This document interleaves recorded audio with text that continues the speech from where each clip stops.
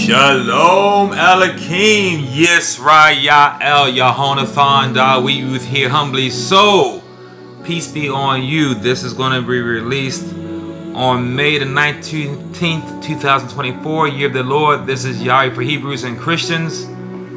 Welcome once again as we continue this series on this is how it's all going to end. This is how it's going down. This is how this thing is going down. And the reason why I'm going here, because I think we are in very pressing times. I think we all agree to that.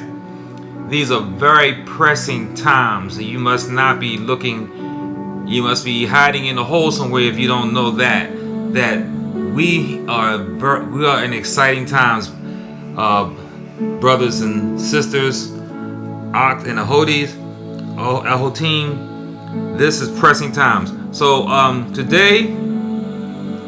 today's segment is entitled Two Beasts and a Dragon. Two Beasts and a Dragon, because there's can be some confusion there when we see these two beasts and they talk about a dragon and who's who and what is what. Now remember, we talked about how Hasatan, he's going to deceive with something that is good, something that is great. And the best thing that man has been given is the law. We know the law is perfect in Kodesh, sweeter than honey and honeycombs. It is perfect. Yet, which means that it has, the only one who has the authority to give it is Yahweh. Because all violation of the law is violation against him. Hasatan has no authority, no right to be offering the law to anyone. So we're not supposed to take anything from him, even the law. And that is what he's going to offer the whole world. And this is why the whole world is going to be deceived, because they're being presented with something just like Mother Hawa was presented with in the garden. Something that was nothing wrong with what she ate. What was wrong was who offered it and when it was offered. Who it was, number one, and then the timing of it. Yahweh, we're going to be eating off that tree in the rejuvenation of the age. So we're going to be eating from the tree of life. If we want to live eternally, we're going to be drinking from eternal waters. But that is going to be at the right time, and it's going to be offered by the right one, Yahweh Yeshua HaMashiach. So all things in His time, like Ecclesiastes 3 tells us, all things in His time and in His place, and by whom it is to have it. So the problem is, it's Hasatan sitting in the place, the most holy place, as if he is Yahweh. This is what's going to deceive the whole world. Another thing to consider is all this talk in Daniel and Revelations and Zechariah, Micah, all these apocalyptic literature, all talks about beasts and dragons and jackals and whatnot, are all about the spirit of a thing. There'll be nothing ugly to deceive us in the day. There was nothing in the garden that deceived Mother Hawa. There was nothing ugly. All things are going to look beautiful and sound good. So when he talk about these hideous creatures, the record is letting us know where the spirit is coming from. Okay, the spirit of a thing. That's what makes them so ghastly and beastly, not what they look like. So what Hasatan is going to do, the accuser, he's going to present to us blessings now. He wants us to receive blessings now, and now via sacrifices. Well, that's old. That's gone. That's of no use. It's like trying to use an 8-track in a brand new 2015 vehicle. It's not going to work. 2025, I'm sorry. It wouldn't work in 2015 either. But 2025 vehicle, you get yourself a vehicle. You know how to get them out the year before. And you're going to try to put your 8-track and play some music in. It's not going to work. It's not going to work. So this old covenant, if one accepting the old covenant is denying Yahweh Yeshua, and that's what Hasatan wants. He wants us to return the blood sacrifices, because this denies the one who's going to crush his head. Yahweh Yeshua is the one that crushes Hasatan's head.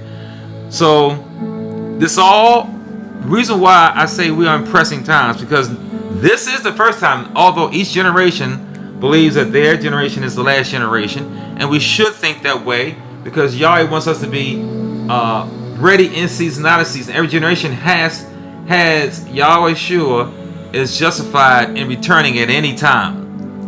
And if any generation was to get lazy and fall asleep because they know that Yahweh Shua is not returning for, say, 50 years or 100 years or whatever, then the way we respond to these times is different.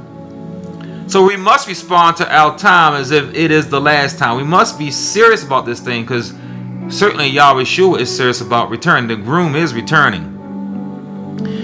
But this is the first time that we actually had the Temple Mount. Yes, the real Temple Mount has been utilized. And the ruddy heifer sacrifice, first time in thousands of years. That has been done. So we had ruddy heifer sacrifices done. So we have indeed an active event happening to point to the latter days. So, and why the ruddy heifer? Well, the ruddy heifer sacrifices will purifies all things, particularly anyone contaminated with death. Well, these demons that are coming out of these portals, these strongholds, because their time is up, their sentencing is up. We're going to read from Enoch today, and their time is running out of their sentence. Many of them are coming out through portals. They're being released by us, such as these smartphones, all manners of electricity. They're being released and they're coming up, and they want to be purified, and they're trying to purify themselves with this ruddy heifer sacrifice, but it ain't going to work. So now here we go, talking about these two beasts and a dragon. Hallelujah. Now Lucifer, now remember, Lucifer's name means day star. So we got a creation of light, beautiful creation. He was created wonderful and beautiful. Yahweh doesn't create ugly. And he's a day star, but he is that wrong light. Yes, right, y'all. He's the wrong light. Now, he deceived a third of the heavenly host. So how powerful and strong and wise, wickedly wise is he, that he can fool a third of the heavenly host. And he deceived these fallen Malachim with promises of them being able to create their own worlds. Just like Yahweh created the world, they can create their own worlds, and they can create it through their own seeds. Yahweh doesn't make anything without seeds. So even though the Malachim that are up there now, the other 2/3, they have not procreated with man, they can. They are created with their seeds, but they are self-made units, just like Daniel. They are loyal to Yahweh, even though they can create. But they have decided to remain in their first estate and obey the voice of Yahweh. But a third didn't, and they procreated with women. Now, it's interesting to realize that Lucifer did not procreate with any of the women. So he was not thrown into Hades. He was not given a sentence of thousands of years, because he did not do that. He's going to recreate in his own way. He's going to try to copy after Yahweh. Everything Hasatan does, he is mimicking the Most High to make himself as if he is the Most High. And the Most High did not lay down with women, so Hasatan didn't do that. But his fallen hordes did. So thus, they were the only ones assigned to the abyss, not Lucifer. Lucifer is going to create as Yah, he's going to try to create as Yah did. And he does this through cloning. He's going to have his spirit, his energy cloned into the anti-Messiah. Hasatan in the book of Revelations is the dragon. He's going to have his image, his spirit, his ruach cloned into the anti-Messiah. And this is his way of mimicking Ruach HaKodesh that overshadowed Miriam, producing Yahweh Shua. That's how Hasatan is going to do it. And that should have already been in place and done now. I had my thoughts. I shared them years ago. Who I think that could be. I don't think I want to release that again now, but it's in some of my previous videos. So we got now the angel of light, the day star, the day star, I believe, has already entered into a woman, and has already been born, and is actually on the earth, growing and waiting to be revealed. And he is the anti-Messiah. Before that, though, there has to be a false anti-Messiah. This is where we have our two beasts. The first beast from the sea will be the false anti-Messiah, and the second beast from the land will be the actual anti-Messiah. And these are the beasts. Now, beast 1 will be killed and resurrected. He will be killed and resurrected. Who does that mimic? That mimics Yahweh Shua, who laid down his life and then was resurrected. This is what's going to fool, and everything that Hasatan is doing in these latter days is set out to fool Hebrews. Hasatan is not trying to fool the world. He already has the world. It's the Hebrews who refuse to receive the things and the lust of the earth. Those who love Yahweh Shua and keeps his misfolk to love Yahweh with all their heart, mind, and soul, of their neighbor as themselves. He wants to fool us. And if he can fool 1/3 of the heavenly host, he's going to do a good job in fooling many down here. Let's continue. We're going to talk about that. So this typology will be beast 1, who's cloned from Nimrod's genes. Hasatan showed us that with the Jurassic Park, how they use ancient DNA to bring back dinosaurs to life.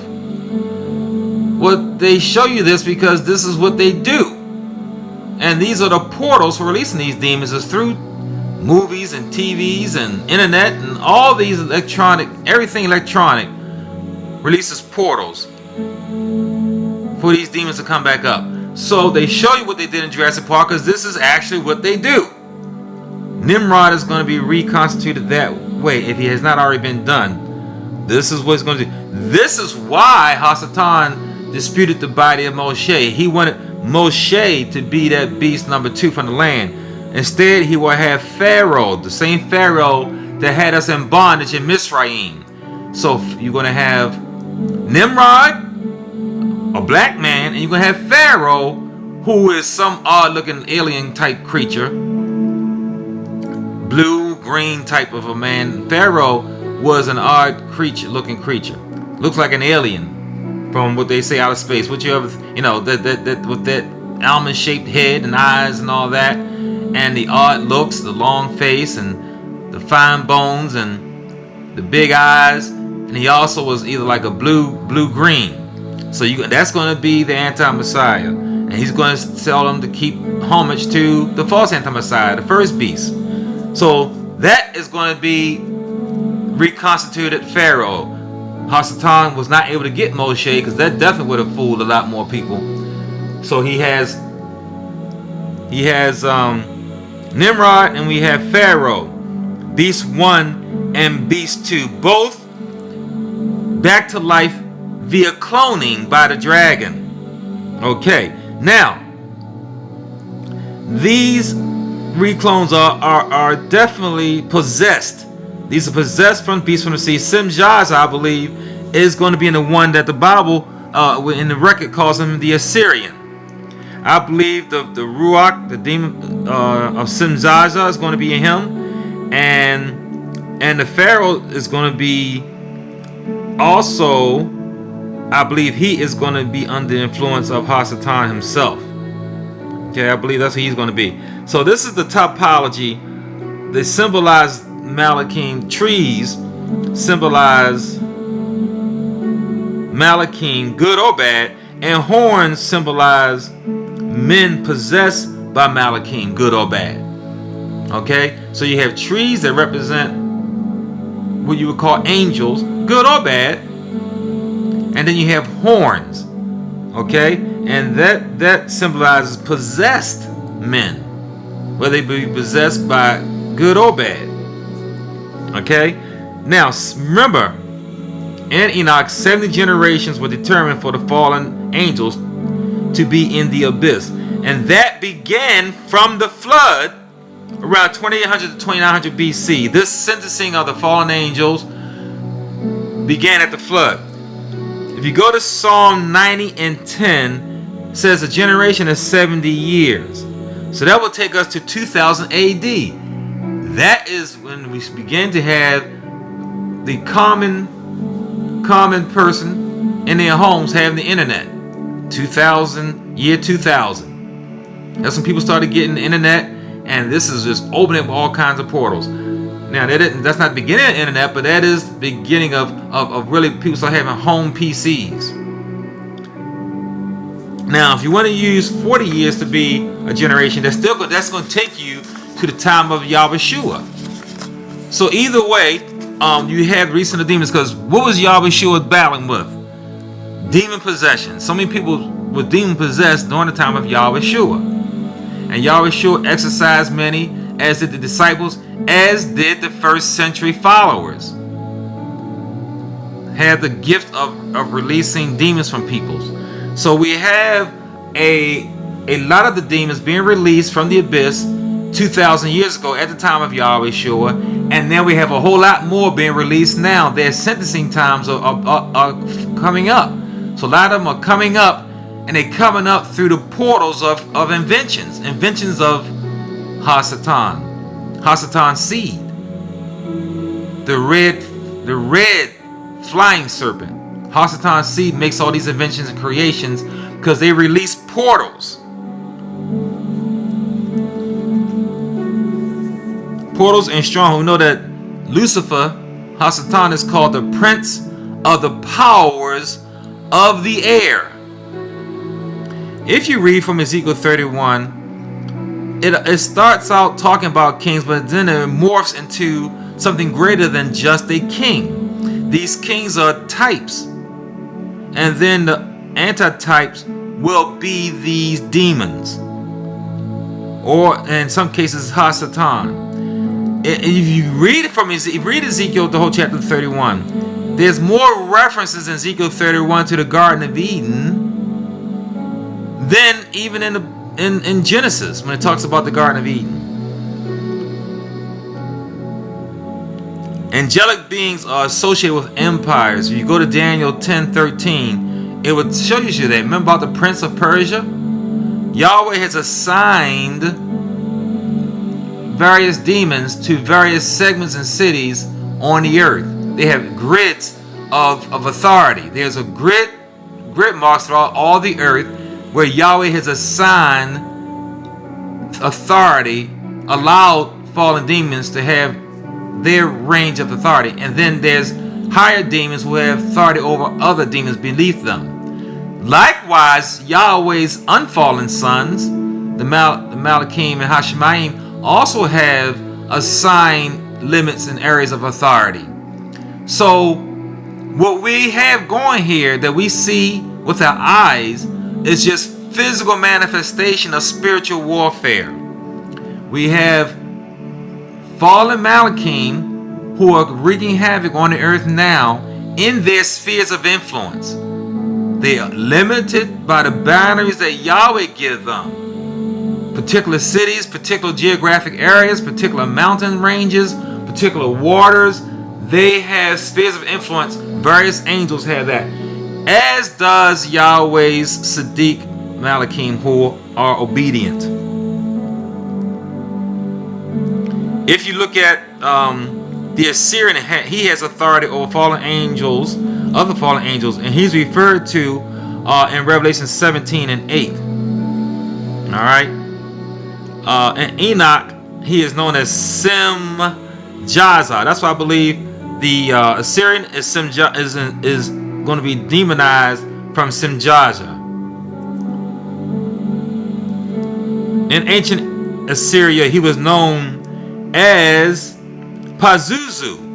See, this word Azaz means a hairy goat or a goat demon. Simjaza and Azazel are both in the bottom's pit right now.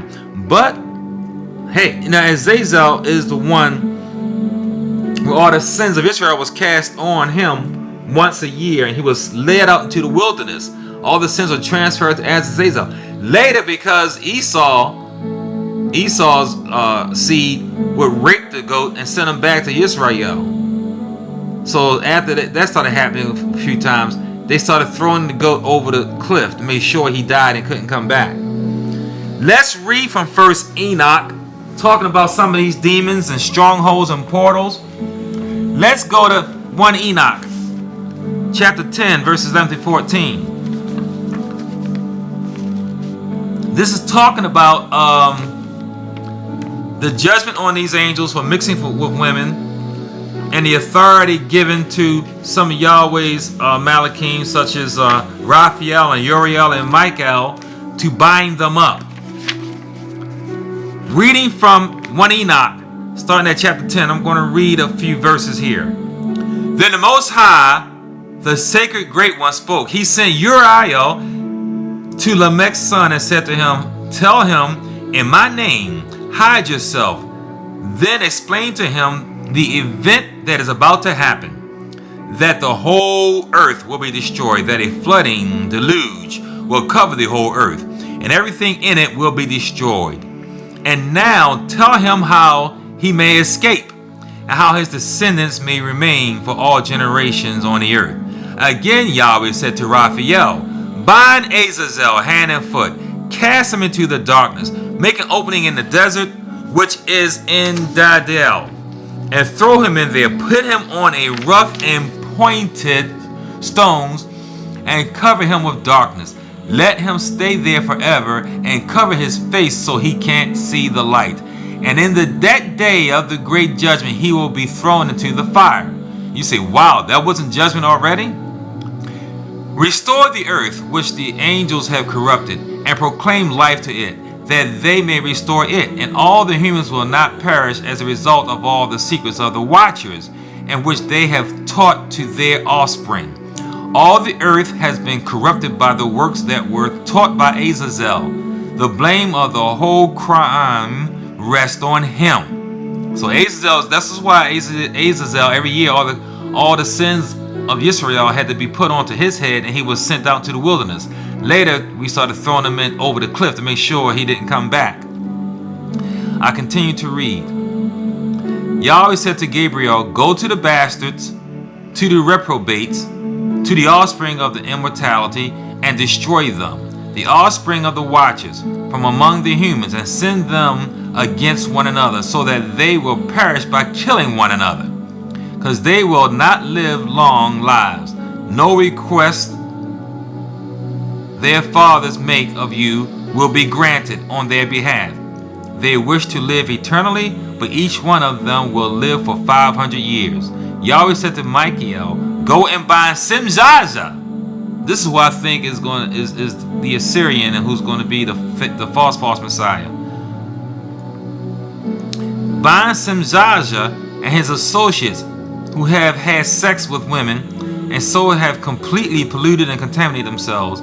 And when their sons have slain one another, and they have seen the destruction of their beloved ones, bind them for 70 generations under the earth, until the day of their judgment and of their end, until the judgment that lasts forever is completed. In those times they will be taken away to the lower depths of the fire and tormented, and they will be shut up in prison forever. Immediately after this, he will together with them be condemned and destroyed, and they will be bound together for generations after generations. You know, 2 Peter 2:4-8 talks about the punishment of the watchers. Jude talks about it. Even Jubilees, you can read about them in Jubilees chapter 4, Jubilees chapter 7. So these things are nearing, many of these things have already neared their ends. A lot of these demons are released.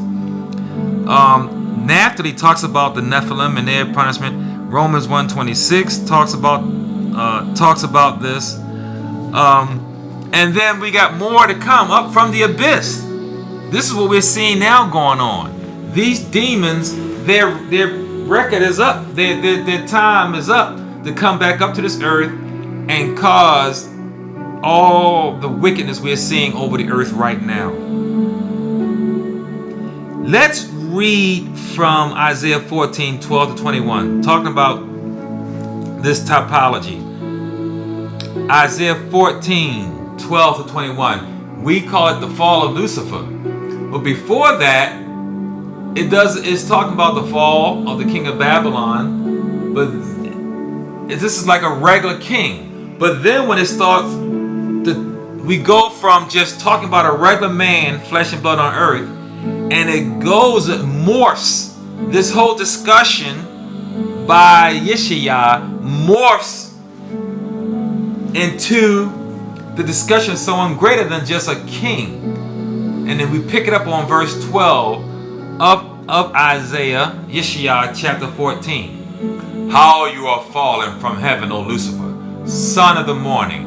How you are cut down to the ground, you who weaken the nations, because you have said in your heart, I will ascend into heaven, I will exalt my throne above the stars of Elohim, I will also sit on the mount of the congregation, on the farther sides of the north, I will ascend above the heights of the clouds, I will be like the Most High. Like the Most High. That's what he was doing in the Garden of Eden, in the tree of good, of knowledge of good and evil, on the tree of life. Playing Yahweh's role, offering fruit. He was out of place and out of order. Verse 15. Yet you will be brought down to Sheol, to the lowest depths of the pit. Those who see you will gaze at you and consider you, saying, is this the man who made the earth tremble, who shook kingdoms, who made the world as a wilderness and destroyed the cities, who did not open the house of his prisoners? All the kings of the nations, all of them sleep in glory, everyone in his own house. But you are cast out of your grave like an abominable branch, like the garment of those who are slain, thrust through with a sword, who go down to the stones of the pit, like a corpse trodden underfoot. You will not be joined with them in burial, because you have destroyed your land and slain your people. The brood of evildoers will never be named. Prepare slaughter for his children because of the iniquity of their fathers, lest they rise up and possess the land and fill the face of the world with cities. And this is how they draw their strength, is by creating cities for portals for them to be released with technology. But I love it right here when Yeshua says the damned will never be named. Because remember, the world's first king, Nimrod, built that city, and they built that tower to make a name for themselves. They want their own name, because when they were cast out of Hashmayim, Yahweh removed his portion of his name from them. This is why you have the last two letters El. El is short for Elohim. That's Yahweh. That is the foundational name for all the Malachim, for all the angels. Well, once they got knocked out of heaven, Yahweh removed that portion from their name. So they want to make their own name. Separate. They want to do their own thing. This is what the demons want to do. They want to do their own thing.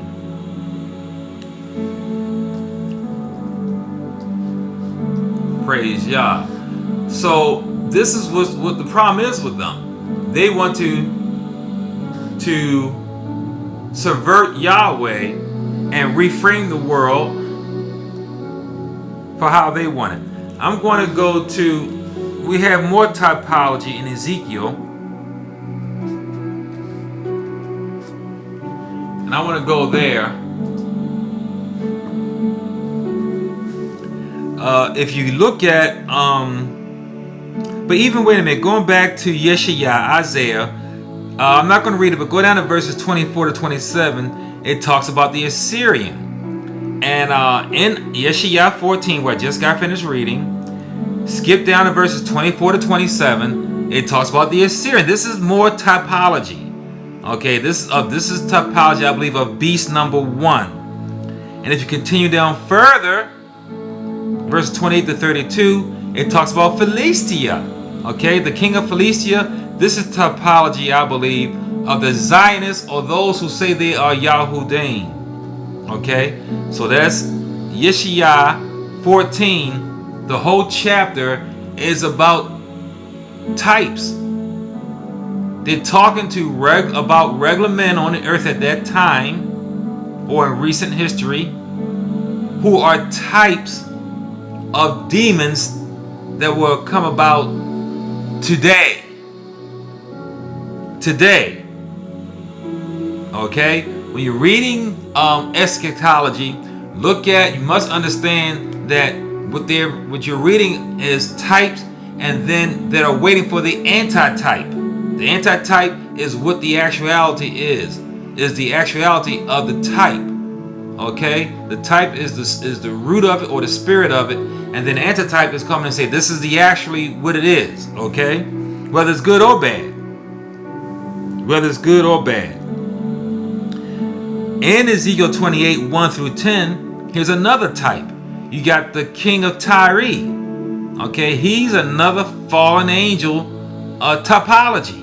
Okay, another fallen angel typology, the king of Tyre. But I'm going to pick it up on verses 11 to 19 on the lamentation of the king of Tyre. All right, and it reads, moreover, the word of Yahweh came to me, saying, Son of man, take up a lamentation for the king of Tyre, and say to him, thus says the sovereign Yahweh. Now, if you read the previous verses, it's just going to be talking about like the regular king of Tyre. But now look what it morphs into. Here we go. You were the seal of perfection, full of wisdom and perfect in beauty. You were in Eden. Now we know the king of Tyre wasn't in Eden, but this is typology. You were in Eden, the garden of Elohim. Every precious stone was your covering. The sardis, topaz, and diamond, beryl, onyx, and jasper, sapphire, turquoise, and emerald with gold. The workmanship of your timbrels and pipes was prepared for you on the day you were created. You were the anointed cherub who covers. I established you. You were on the Kodesh mountain of Elohim. You walked back and forth in the middle of fiery stones. You were perfect in your ways from the day you were created, till iniquity was found in you. Yahweh doesn't create anything bad or ugly. He created beauty and perfectness. The mystery of iniquity was found in him. That comes from him. I pick up on verse 16. By the abundance of your trading, you became filled with violence within you and sinned. Therefore I cast you as a profaning thing out of the mountain of Elohim, and I destroyed you, O covering cherub, from the middle of the fiery stones. Your heart was lifted up because of your beauty. You corrupted your wisdom for the sake of your splendor. I cast you to the ground. I laid you before kings, that they might gaze at you. You defiled your sanctuaries by the multitude of your iniquities, by the iniquity of your trading. Therefore I brought fire from your middle. It devoured you, and I turned you to ashes upon the earth, in the sight of all who saw you. All who knew you among the peoples are astonished at you. You have become a horror and will be no more. And that's profound. So here we have Lucifer. Okay, so the king of Tyre is a type of Lucifer.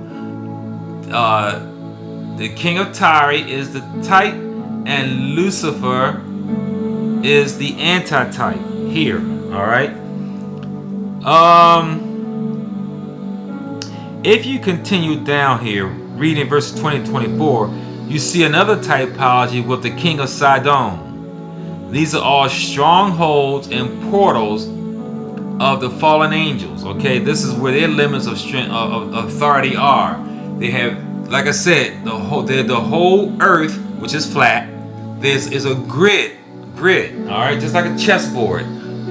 Grids of authorities and powers across the entire earth for the fallen Malachim, and also for Yahweh's sons who have not fallen.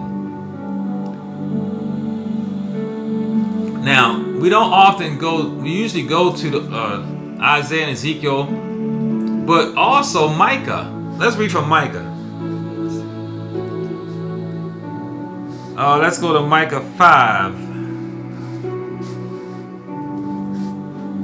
And let's read something from Micah. Because remember, I'm talking about the two beasts. In Micah 5, verses 5 and 6, it reads, when the Assyrian comes into our land, and when he treads in our palaces, then we will raise up against him 7 shepherds and 8 princely men. Remember in Daniel about the 7 horns, and then the one comes up and displaces 3 and all that. So this is about the horns. This is the horns. This is helps you understand Daniel, the book of Daniel, better. Go to verse 6. They will waste with the sword the land of Assyria and the land of Nimrod at its entrances. This word entrances, that's portals. Okay? Assyria is a typology. Nimrod is even being identified as Nimrod. Nimrod is going to be the antitype. Assyria the type, Nimrod the antitype. And this portal is a stronghold for that area. Okay? Thus he will deliver us from the Assyrian when he comes into our land and when he treads within our borders. So we see that Nimrod is going to be killed, but he's going to be resurrected. This is when the second beast from the land is going to say, pay homage to the first beast. So this is Pharaoh. The second beast is going to say, pay homage to Nimrod, the first beast, who was and is not and is again. Okay? This is helping you understand Daniel better. Now, if you go to Revelation 6, 9 through 11, we find that that 5th seal, I believe that the beast is reigning right. He is beginning his reign right now. I believe right now we are in the time of the 5th seal, and we are waiting for that 6th seal earthquake. If you read the first 4 seals, you'll see, and if you know your history, that we have already gone through the trials of the first 4 seals. All those things have already befallen Yisrael. The transatlantic slave trade is a huge part of that. But also, all the plagues that have happened in the past, the 2 world wars, all these things have already taken place in the first 4 seals. We're now looking at the history of everything, are under the 5th seal, where the saints are saying, how long, Yahweh? When are we going to be avenged? That's what's happening right now. They want to know, how long is this going to continue? And then on that 6th seal, that is what we're waiting for. So I think right now we're in the time of the reign of the false anti-Messiah. That's what I believe right now. I want to return to Ezekiel. Let's see, chapter 9.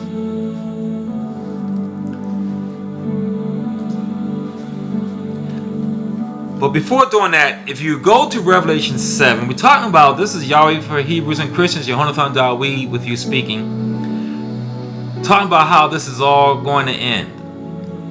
And when you look at Revelation 7, we know, when you read under the influence of the Ruach HaKodesh, that Revelation is not written in sequential order. It's written in another dimension. You must be under the Ruach HaKodesh and have Chakmah, wisdom from Yahweh, to understand all of these books, all of eschatology. But it certainly is not written like a book that you read to school children. All right, it's written in a different, in a higher dimension, and things are not in linear order like we who are under the constraints of time understand things. Okay? In Revelation 7, the elect are sealed. The 144,000 elect are sealed, and they are to be united with Yisrael. But when you read in Revelation 7, Yisrael is not sealed. And Yisrael is not sealed because we know that a third of them, only a third of them is going to make it through the tribulation. But we have the sealed elect, 144,000, that's going to unite with those who have made it through the fire, who made it under Yahweh's rod of correction, and who have been purified by Yahweh. This is the 2 sticks spoken of in Ezekiel. The 2 sticks coming together. Okay?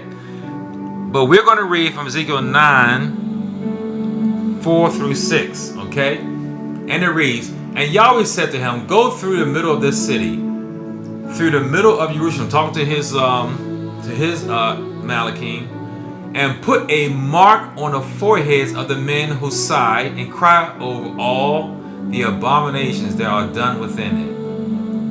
To the others he said in my hearing, go after him through the city and kill. Do not let your eyes spare, nor have any pity. Utterly slay old and young men, maidens and little children, and women, but do not come near anyone on whom is the mark. And begin at my sanctuary. So they began with the elders who were before the temple. Wow, that's deep. Judgment begins in the house of Yisrael.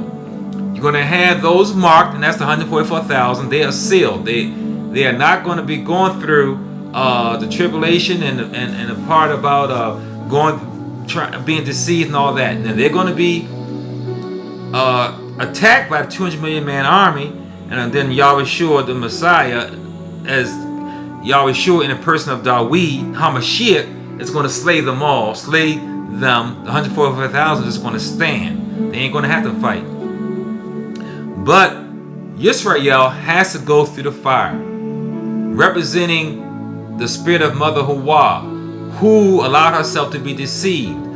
So here we go, full circle to today, where those in the spirit of Mother Hawa is going to have to go through the process of being deceived, but this time making the right choice, not receiving the immediacy of gratification of having the fruit now from the hand of Hasatan.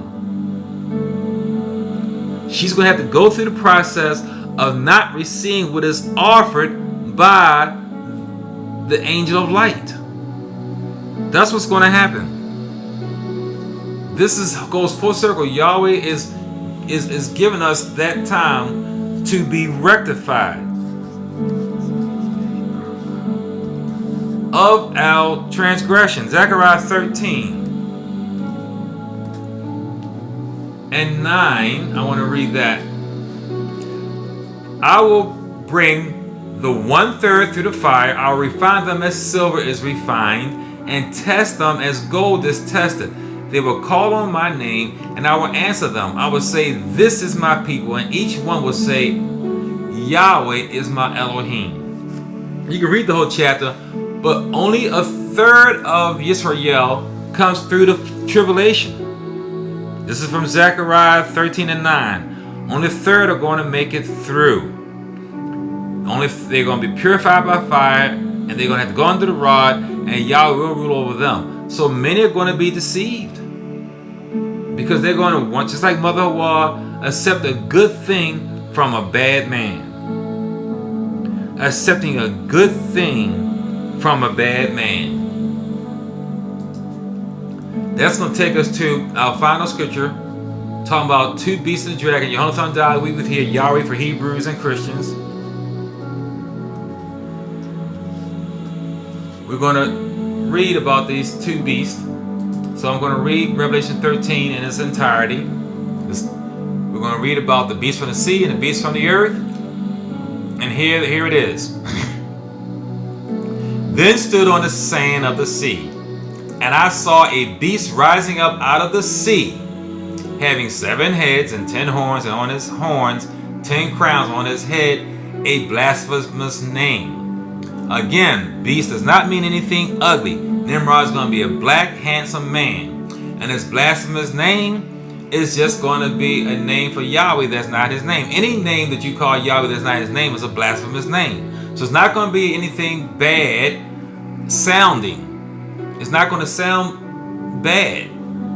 People don't think the name Jesus is bad. I'm not saying it's going to be Jesus, but anything referring to Yahweh other than by his name is blasphemous. Now, or any but his given titles. Now, the beast which I saw was like a leopard. His feet were like the feet of a bear, and his mouth like the mouth of a lion. So this should take you to the types found in Daniel. So we see here that all these animals that we read from Daniel, these animals were Yisrael. Now, they are different levels of typology. The immediate typology was that it was Persia, Babylon, Greece, and Rome. That was the immediacy. But the later interpretation, the later typology is this right here. Okay? The 4 stages of Yisrael spread to the 4 corners of the earth. Okay? Then the dragon gave him his power, and the dragon is Hasatan, his throne and great authority. And I saw one of his heads as if it had been mortally wounded, and his deadly wound was healed. Remember, Nimrod was wounded in his eye. Okay? So we see that this beast is going to be mortally wounded. That means he's going to die from this wound. But it's going to be healed. This is all to fool Yisrael. Okay? The world's already fooled. They're already going to serve and worship the beast, because they like the way he looks and they like the blasphemous name that he uses.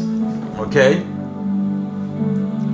But the second group that wasn't fooled the first time will be fooled the second time when they see that this beast is resurrected. That's going to bring them over, those who didn't fall the first time. And all the world marveled and followed the beast. So they marveled at this. So they worshiped the dragon, who gave authority to the beast, and they worshiped the beast, saying, who is like the beast, who is able to make war with him? We're going to talk about why they're talking about this war, because this is going to be a time of peace before this happens, and they're talking about war. We're going to talk about that on the next segment that we continue this series on. Verse 5. He was given a mouth speaking great things and blasphemies. He was given authority to continue for 42 months. So he's going to continue for 3 years, and he's going to be blaspheming. Then he opened his mouth and blasphemed against Yahweh, to blaspheme his name, his tabernacle, and those who live in heaven. So I'm going to tell you why he is saying that, okay, on the next segment. That's deep. It was granted to him to make war with the saints and to overcome them, and authority was given him over every tribe, tongue, and nation. All who live on the earth will worship him, whose names have not been written in the book of life of the Lamb, slain from the foundation of the world. If anyone has an ear, let him hear. He who leads into captivity will go into captivity. He who kills with the sword must be killed with the sword. Here is the patience and the faith of the saints. We got to have patience, saints.